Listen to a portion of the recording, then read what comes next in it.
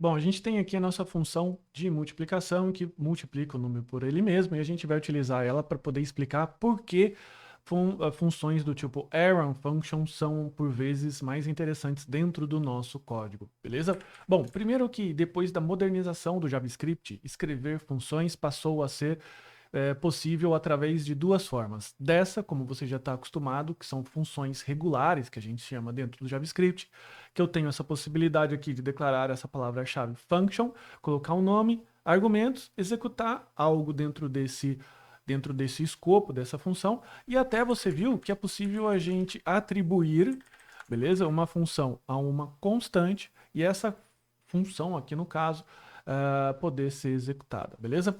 Só que se você perceber, dentro da nossa function aqui, a gente tem somente uma linha útil, que seria essa linha aqui. Todo o restante, que é o corpo da função, a própria palavra-chave, essas chaves aqui, o próprio return, eles só estão ali para encher linguiça.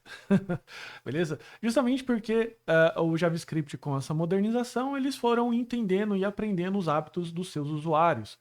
Nos usuários, no caso da linguagem, os devs, os desenvolvedores, tá? Então, uma função arrow function nada mais é que eu substituir essa palavra function, beleza? Por uma setinha, beleza? Um arrow, de inglês, arrow é essa seta, beleza? E ele passa a funcionar da mesma forma. Se eu executar aqui, tudo funciona, beleza?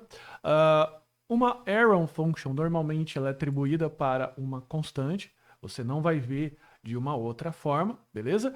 E quando você tem um retorno de função e somente uma linha, ela pode ser bastante econômica na sintaxe.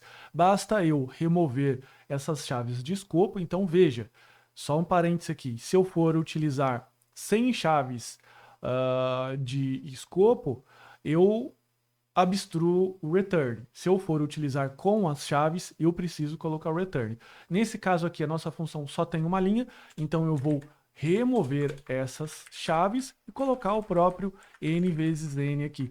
Você percebe como ela fica bem mais limpa, a sintaxe bem mais econômica e bem fácil de eu entender que n vezes n, ok. Então basta eu executar da mesma forma. Lembrando que isso daqui é o equivalente ao return, mas se eu colocar aqui, como eu falei anteriormente, as chaves, isso daqui passa a não acontecer. O return automático passa a não acontecer, o que me obriga a colocar dessa forma aqui, beleza? Então, chaves, se eu desejo retornar alguma coisa, é obrigatório o uso da palavra-chave return.